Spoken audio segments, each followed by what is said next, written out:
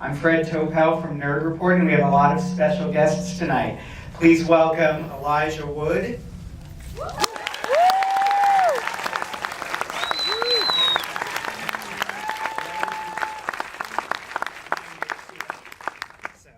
Writers and co-stars Leigh Whannell and Ian Brennan.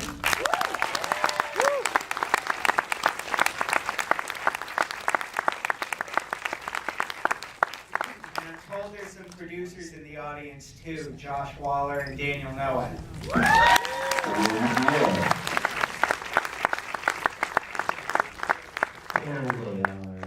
So we'll take your questions. When you think of something, raise your hand and I'll scan the audience and I'll get things started. So can you all say dual rear wheel? Dual rear wheel. Dual rear wheel.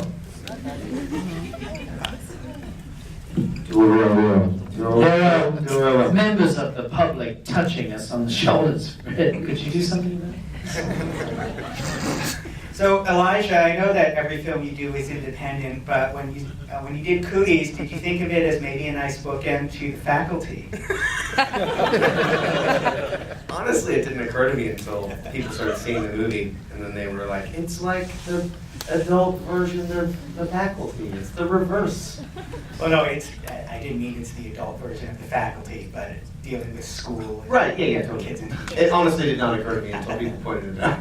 Can I just say that I saw The Faculty in 1998 in Times Square, in the main theatre in Times Square. It's one of the greatest cinematic experiences of my life. Becoming a young, wide-eyed country boy from Australia travels to New York, to the big city, to the Big Apple, the Big A. And I went and saw The Faculty, which, because it was out, you know. Yeah. It was the best of what was available to see. Right. And I had already seen I Still Know What You Did Last Summer. And I couldn't, I was like, because I'm one of those people that if somebody... It's like a Kevin Williamson film. Yeah, if someone breathes too loudly, I'm like... And like, now I'm in Times Square at the midnight session of The Faculty. Really great screening. It's the end of the Such a good story. It's a really good story. I think these mics are really hot. They're really It's hot. really they're hot trouble. We'll work with. We can make it work. So was it really cathartic to just get to bash kids?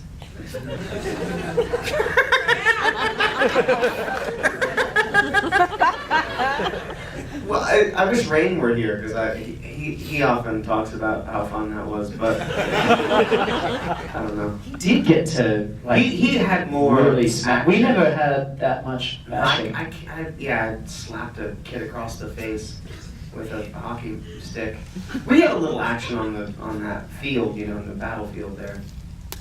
I get it out of my system at home with my daughter. Well, that's one of the things we talked about when we were writing it. That was one of the things, because that was the big, like, can you kill a child? Is that a needle off the record? Yeah. You should have gone more with, it's a scrapier sound than that. It's not. Do the sound it should have been. It's like. Yeah, and then I was like, wait a minute. That's really good. But I thought that was one of the most interesting things about the movie creatively. You're like, oh, I think actually everybody who's ever taught children has probably pictured, like, beating the fuck out of them hard. And it was interesting. I thought that was my entree into, like, the film. Well, Ian and Leigh, how did you hook up and then hook up with the directors and producers of the film? You go. Start with you. Well, Ian and I were friends already, previously, and we had a mutual friend who knew Elijah and Josh and Daniel, who were on the end. Is Ryan Farhoody here? Ryan Farhoody, raise your hand if you're here. He's not here. He's not here. Didn't give a shit. We can say what we want about him. I got a text from him earlier. Dude, look at the screen. It's really great. What a dipshit. Who sends a good luck text when they've parked out? When he said he was going to come, then he flakes. Typical fucking LA. Yeah. Anyway, he said, my friend, this guy, Josh, is writing this, or has an idea for a film about a virus that only affects the prepubescent, and it's called Cooties. So we already had the title, and I just, whatever I was doing, I stopped it. Like, I can't remember what I was doing, but let's say I was carrying a plate of spaghetti. I dropped it, yeah. The spaghetti went everywhere. And Ryan was covered in spaghetti. Yeah. And I was like, what? I want to write that film. And I set up a meeting. Well, I said to Ryan, hey, set up a meeting with those guys. And so we did. And we sat down and I weirdly automatically thought it was already a horror comedy. Of course. I was like, isn't this a great idea for a comedy? And quickly found out they didn't see it that way at all.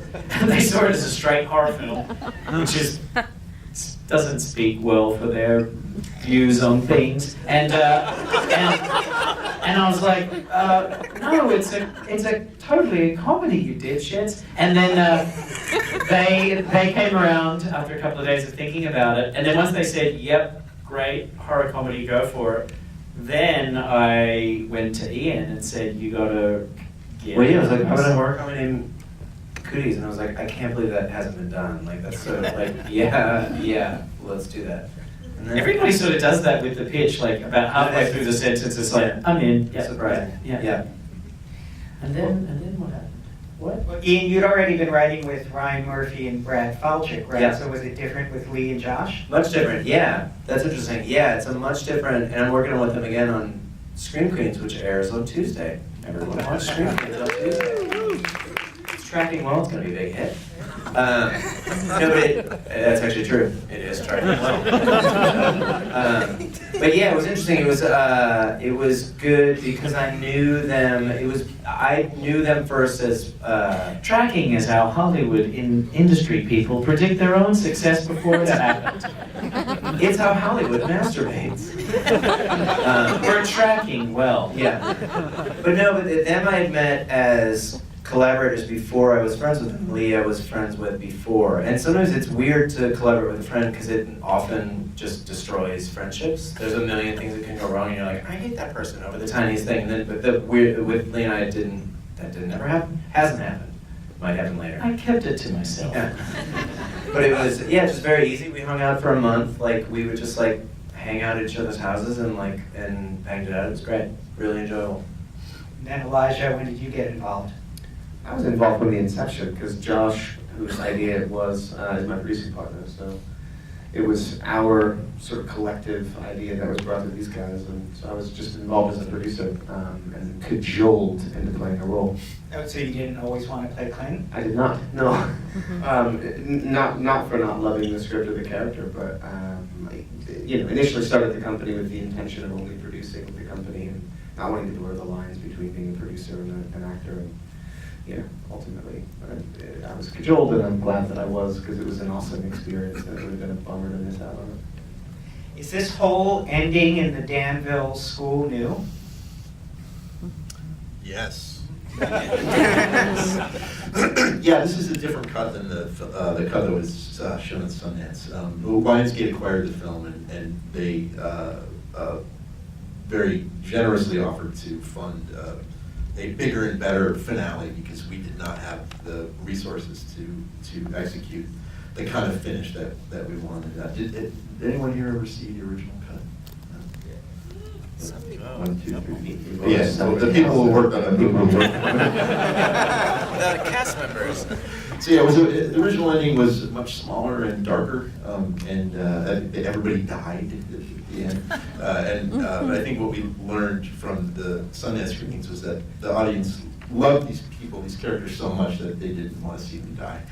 They wanted to see them survive. So we were able to do this new ending, which was much bigger and happier, because it's such a happy film. And Leigh and Ian wrote like 5 or 6 endings. We sure did. There was Yeah. a few. There were so many, and I loved all of them. One part It was was so so crazy. The first one involved, I mean, it went from like a $2 million movie to like a $50 million movie, because it was like, Lake? No, before the lake. It was when the original one was they leave town and enter they are encountered by like the American military. Yeah. They're like, hey, and they're like, get down, get the fuck on the ground. There's a lot of that. There's probably too much of that. No, but then and then jet fighters come in and like bomb the town. And we're like, we're still on page. That doesn't escalate the budget slightly. Yeah, there was the old folks home. Oh yeah, well then there was one where it's like then This is my favorite. then they got on a boat and sailed down the river and then went to Jack McBraye's character's aunt's old folks home where she lived and were attacked by old people, and you find out that post-menopause you can get cooties too. So it's prepubescent, post-menopause. He opens up a pamphlet that's about like how to get through menopause and like turns like rah! His own grandmother kills him. Killer zombie grandma. Yeah. Yeah. But wait, you said that was your favorite ending. I think it was my favorite ending. I think Daniel was the one who said, this isn't the ending we should go with. That must have been an interesting little conversation between you two. It was. Illuminate. I think it's Epnet who won that argument. I conceded. The audience has spoken. The But I sequel- conceded the on the sequel will be. precipice that we would do it in the sequel. That's right. The sequel will be called Menopause. Which we just ruined in a public forum. What about this? I got it. Menaclause. Menopause, right? Like, No, like clause. Yeah, it's Like Santa Claus. menopause. Menaclause. No. I mean, they're all good. They're all good. We'll just, this is not the time nor the place. Writer's spitballing session. If there are questions from the audience, we can start taking them. While we wait for questions, was everyone you cast as the teachers the first choice for that role, or did you try mixing and matching some of the teachers as different actors? I feel like that we got who we asked, which was great. Yeah. And like such a, when you're writing something, you don't always assume that that's going to happen. And like it was the best cast ever, and nice and cool, and adds so much constantly. Really, really, really funny and good. Yeah. It was a real testament to the material too, because it was the script was so great. What they crafted, it was so unique that Rain read it and fell in love with it and wanted to do it immediately. Allison read it and was like, "This is the funniest thing I've ever read. I have to do it." So it's a real testament to what they did. Was filming the monster attacks really different because you're working with child actors? Yeah, they have rules about like how long they can work. Need to have teachers. But it does actually when you have kids and stuff, it like doubles your budget like instantly right away. It's like that was a pro, and then added on to like effects and there's zombies and stuff. It is like these guys can speak more to that, but it is like that does like pretty much like make it twice as hard. Well, Clint's character is an aspiring author. Did that come from any writer's fears of not making it and still living with your mom and writing your novel? Leigh wrote those things, so that was I think Leigh's private fear about himself. Yeah, I mean, I don't know. I think anyone who's in a creative field always has that person living inside them that's scared that even if you have done something where you've you sort of achieved a goal that you wanted to achieve, you're constantly scared that it's going to be taken away. So it's pretty easy to tap into this feeling of like, I do think about a lot, like, what would I be doing if I wasn't doing this? And then I feel like the only thing I would even want to do would maybe be teaching. So it was very easy to tap into Clint's anxieties about not being able to do what he wanted to do. And then it was fun to write his book about the killer boat. Kill them all. I see a question in the back. Yeah, congratulations, guys. It's an amazing film. I mean, it's right up there with Shaun of the Dead as far as horror. Thank you. He just said it was right up there with Shaun of the Dead for those who didn't hear. Thank you. Any plans for a sequel? Because you guys just came up with a plot right there. It goes on the book to Jack McBraye's grandmother's. Always talked about it on set. Yeah. If anything, for our own indulgence, we want to do a sequel, whether you want one or not. And we kind of like we've talked a lot. We've sort of mapped out like a ridiculously ambitious trilogy for how the whole world is taken over by these Cooties kids, It'd be great to do a Mad Max version. that's exactly. Where like America has been taken over by kids, and then there's like these little encampments of adults behind barbed wire, defending themselves from kids. That would be And the amazing. movie starts immediately, like 100 years later. Exactly. It's well, I mean, a sequel is a champagne problem that only occurs if the film does well. You know, somebody says like, financially, it makes sense to make a sequel. Wade is like a deity. Yeah. Oh yeah. He's got to be wearing like a steel hockey mask, like the humongous from Mad Max 2. It's gonna be so good. Another question in the front row? Yeah, I was wondering if you guys have a theory on why horror comedy has remained such a sort of niche subgenre. It feels like there's very few horror comedies that can really why or, are like marketed heavily. And I think that's a real thing. I think a lot of people in this audience probably do.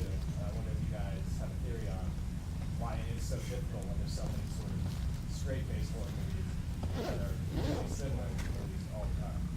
Yeah, I can answer that very specifically. I think there's a lot of anxiety about humor not translating across borders. That was something that we heard a lot when we were putting the money together for this. That what makes Americans laugh doesn't necessarily make people laugh in other countries. So I think that creates a kind of a nervousness about putting too many resources into a comedy in general. I think is the problem that we heard. Yeah. They have, because Scream Kids is also like a horror comedy. I'm only mentioning this because I was literally in a meeting like last week. How's it tracking? It's tracking great. I like But no, it was, it's tracking great. yeah. Well, no, but literally it like doesn't weirdly play well with people. Like the network was like, that's a hurdle they have to overcome, and they do it with other stuff. Like in the case of the show, it's like, all right, is on it, and like whatever. But they don't. People are weirdly, America writ large is weirdly in general. People here get it, and I think there's a wedge of people who do, but evidently that wedge is like smaller than you would expect. That was a surprise to me too, and doesn't make any sense to me. Yeah, I mean, I'm assuming everyone here is like genre fans, and like, I think it makes sense to real genre fans to mix up laughs with horror, but I think your average audiences out there, maybe it's a bit more confusing to suddenly mesh those two genres. Like, it's like, all of a sudden, if there was a comedy skit in the middle of Schindler's List, people would just be like, what? Yeah. Like, it doesn't, and I think your average viewer beyond genre fans, the type of people that would go to Comic-Con or are interested in films, are passionate about them, I think they're like, they're sort of put off by the fact that you're asking two things of them. Like, it's a comedy and it's horror. So yeah. You're the one who said it once, and I didn't notice it until you said it. It was in like, and you were like, in Screenings of Soul, I noticed that like people laughed. So like it is exactly how these things. No, but there's actually like after a big scare, that was spot on. That's the worst impersonation. You need to record yourself and listen to it because that was exactly what I meant. But yeah, after like a big scare, people laugh. Like the two things are actually tied together, and there's the same sort of catharsis of like something's gonna happen, then it happens. It's odd that they're not tied together more. No, and it's a release too. When you're really afraid, you scream and you'll sometimes laugh out of fear, Yeah. just to release it. It's weird though, that thing, because horror comedy has been around for so long. It's not like it's a new thing. I mean, there's a long, great tradition of horror comedies, all the way back to Evil Dead 2. Abbott and Costello versus the Mummy. Right. I mean, it's a bizarre thing that something There's that has confusion been around about for so how to long. market this. I guess so, Yeah. yeah. Yeah. And then there's Scream, which, obviously was hugely successful. Do you still have a question in the red shirt? I guess in the same theme of balancing horror and comedy, I'm just wondering day to day, is it really hard to kind of direct your actors or, in the editing room, try to find that balance? Like, is it like Elijah, you play a scene, okay, I'm doing comedy or I'm doing scary movie? No, I mean, the structure of the script, I think, dictates pretty well the tone of any given moment or scene. And in large, we were really lucky, and this rarely happens, but we shot the movie almost entirely in sequence because it was all at one location. You're not often afforded that opportunity, and the great thing about that is the movie sort of starts out really light in tone and quite like leading with its funny, and then it kind of, as the virus breaks out and the danger is sort of more impending, it becomes scarier and scarier as the sort of stakes get higher and higher. And so we sort of experience that in real time in a way, so that the horror elements kind of bled into the second week of shooting, and we were kind of dealing a little bit more with how frightening the scenario was. But there are even scenes that our characters are frightened that the scenario is funny. I think it's just playing whatever is real to the moment. Yeah, it was interesting. It's an interesting mix in the writing of it because Leigh and I would do passes on the script, sort of, because I'm not good at horror and not good at, with my brothers, I would just write something entirely funny the whole time. And then Leigh was good at being like, no, like, let me do a pass of this, and would then like write out great, scary sequences that would fit in. So it was like, hopefully by the time the script was done, I think there was a good enough mix of it. But it isn't necessarily natural. I don't think I could sit down and write like a great script that was both scary and funny. I think I would lean towards one or the other naturally. So it was good that we were collaborating. That's true. Do you have a question over here? In the jacket, yes. Along the lines of what she was asking about, were there any scenes that you guys wrote or shot that maybe went too funny or too scary and you guys cut it out? Nothing was cut out, but that is interesting. Like, was there anything that skewed in a different direction than the intention? I don't know if we cut anything out because, like, I mean, I don't think it's ever happened in the history of the world where someone's like, we have to cut this scene. It's too funny. Unless, they're making, like, something really depressing, like The Elephant Man or whatever. It's like, That's playing really hilarious. yeah, it's like, this is getting big love. John Merrick ruining is the whole John Merrick thing. comedic genius. He Yeah. looks like a pastry. Yeah. And on the other hand, like maybe if you're making outrageous fortune and you're like, it's terrifying in this scene. Lily Tomlin's makeup is hideous, or whatever. But I think that you're always looking for what the funniest stuff and the scariest stuff is. So anything that got cut was just something that, it's not sitting well within the story. You've got to keep this sense of like urgency and pace up. And we had to write to a budget too. Like we had to, some things were just determined by like, what can we accomplish once we have this location? So that became a larger concern. That's what I remember losing from the script. That it would be like, oh, we can't. That's actually not doable in this location or on this day or with that actor or whatever. But that would have been prior to. That would have been earlier drafts. I think once it was like we had a shooting script. I think it was mostly shot as scripted, and then there weren't huge like bloodbaths as far as like losing a bunch of stuff that we went. Hey, I just wanted to mention, we have a couple of the kids from the film are here. We should just acknowledge Armani Jackson. And Sonny Van Allen. Oh, and Miles Elliott too. Yeah, well done, man.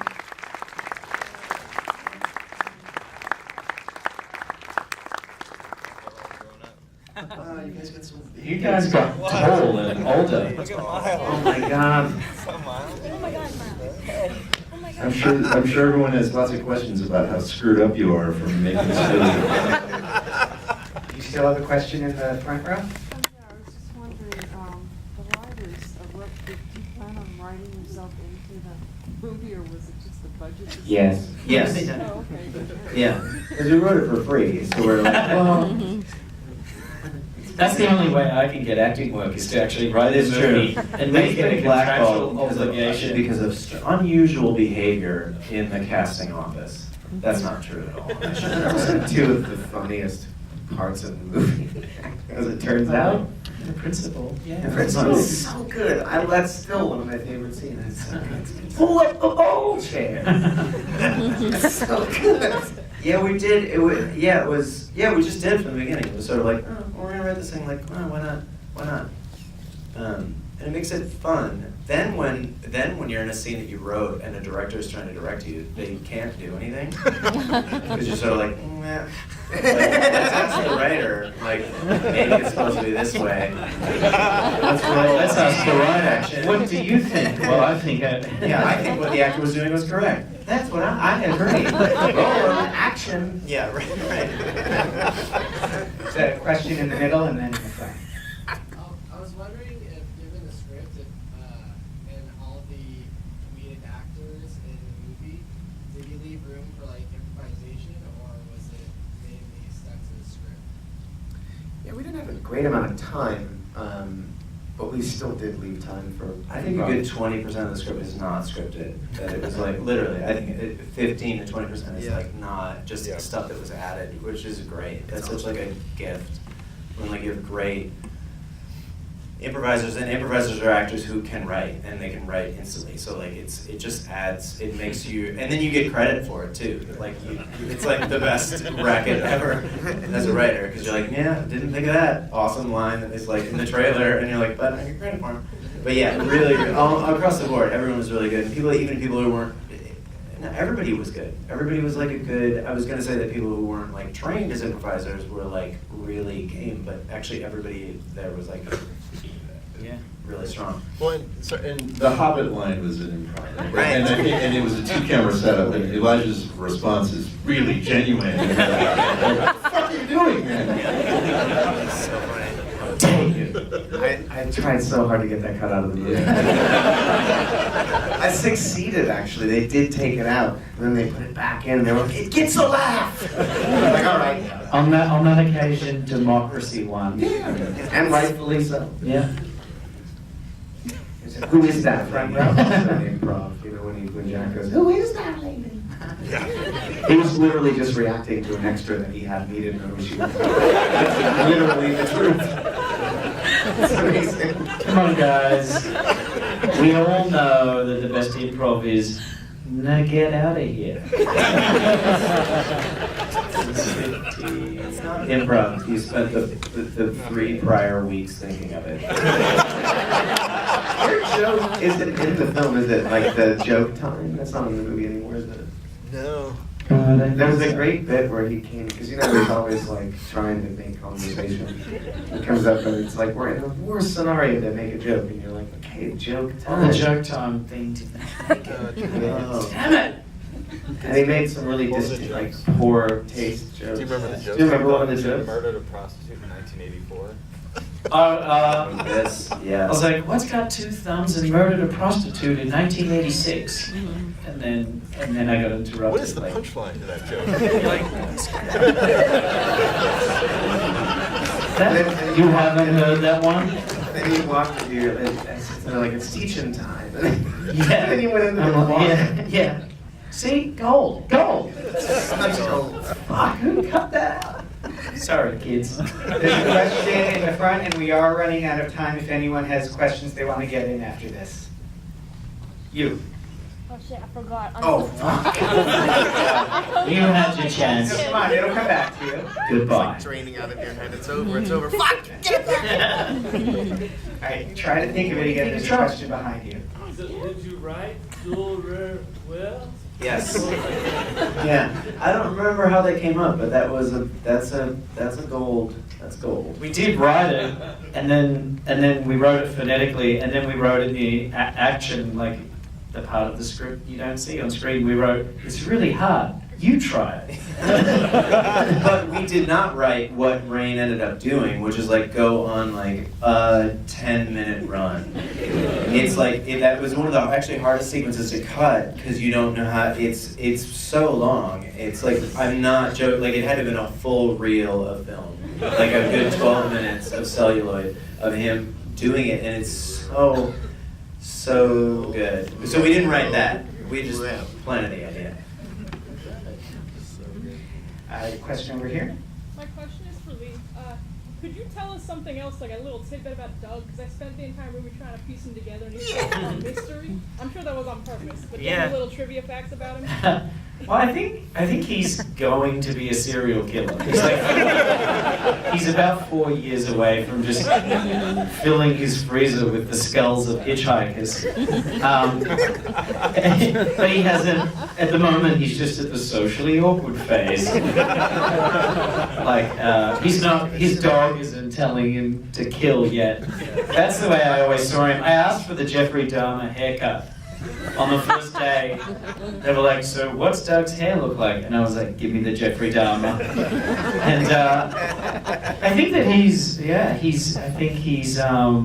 brain damaged, but he's very smart, but can't relate to other humans. And I think that he is constantly thinking about death and Yes. Do you have a question on the side? This is mainly for the kids, but you can answer too if you want. Were any of you kind of scared watching your own movie, with it being a comedy horror? No. Oh, hi.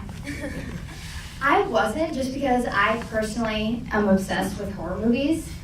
But, seeing it on set and just being really comfortable with each other when I was watching it, I wasn't as scared as my parts. I mean, I was scared of, him and everything, but I wasn't scared of myself. I also really love, horror. I actually just got done with going to Halloween Horror Nights tonight. Yeah. Less than an hour ago, I just got back. But, no, I don't really get scared of myself or anything, because I've seen myself in a lot of movies. Yeah, the same thing with Sunny. I really like horror movies as well, but I don't know. I wasn't really scared of myself. I was definitely scared of Cooper. At the end with his messed up mouth. That was freaky. But myself, I kind of was that's not scaring me at all. So I didn't really get scared by myself. I mean, it was a little weird to see myself die. Yeah. Because I died, but that was a little cool. I was like, oh, but yeah. Did you all audition for your parts? Yeah, my audition was pretty funny. And, I went in and they didn't give me a script or anything because, you don't really have to have a script for growling, so. I got the scene when I got there just to see what the other people were saying. And I went in and I was working with Terry Taylor, and I love her. I actually booked a movie with her for another one. But when I went in there, I was just super comfortable with her. She was really cool, and I got so into the scene, and it was actually a scene where they pull out my pigtail, and I got so into it, I turned around and I slapped the script out of her hand, and I was like, what did I just do? And then she turned around and she turned the camera off, she was like, that was amazing, and she gave me a fist bump. It was so cool. I was like, all right, okay, that could have gone really bad, but it didn't. It was good. And I remember meeting a lot of you guys, and as soon as I walked in, it was just really cool. And now that I actually know you guys, it's really weird looking back on it. But the auditions were awesome. And I found out the next day that I got it. I went on 2, and then the next day I found out. So it was really cool that it was fast like that. You nailed it. Yeah. Thank you. They were all awesome. My audition, I think it was just the singing scene, which is in the on-demand version. But mine was just a couple lines, and then the singing. Oh, yeah, the song that got cut. I know, my audition scene gets cut. I just had a couple lines, and then the singing scene, that was really it. But yeah. Well, I mean, I went in for Patriot at first. I got called in to read for Patriot, and when I was done, they were like, do you want to read a different part? And so I got this different part, and I came back in another day, and I was Dink, and his lines were just so dumb. He was such a dumb kid. So I mean, it was really fun, and I remember the next day I found out I got it because I don't know, because the blonde thing and everything. It was the hair. It's because the blonde thing, and my lines were just so dumb. What were some of your favorites? So yeah, I mean, and the same with the growling and everything. I mean, when I went in to do audio over after, they were like, "Oh, can you give us some growls?" So when I was in the studio. What's actually great about all of our kids is that we cast the entire cast of children within maybe 3 or 4 days. We've talked about how you normally have horror stories you know, sometimes working with kids and trying to find like the quintessential children. And like everybody came in and it was kind of like, that's Shelley, that's Dink, that's Patriot. Just everyone came in the first few days. So it was pretty evident the moment they walked in. So what was the tainted chicken nugget made out of it? For the kids who had to eat it, what did it taste like? I had to eat that nasty chicken nugget. It was terrible. I don't like chicken nuggets anyways. So, but I walked on the set and they had these chicken nuggets and they were still like kind of frozen. I mean, they heated up and everything, but it was still like, oh my God, it was terrible and it was soggy. And they put blueberry applesauce in it, and that was that blue stuff coming out of it. And they literally put a bucket in front of me. They're like, you might throw up, so here's the bucket. And I was like, all right, okay, that's cool. And I had to eat it a couple times, and I just remembered that applesauce in the chicken nugget, and it was terrible. And I'm just really happy that I didn't throw up. I mean, it probably would have been funny to film, but I'm glad I didn't. Yeah. We had to grab the child welfare person on set and be like, you have a phone call outside. You need to go outside. Away from the set. Well, that's all we have time for tonight, so thank our cast and filmmakers for staying. Thank you all for staying for the Q&A for Cooties.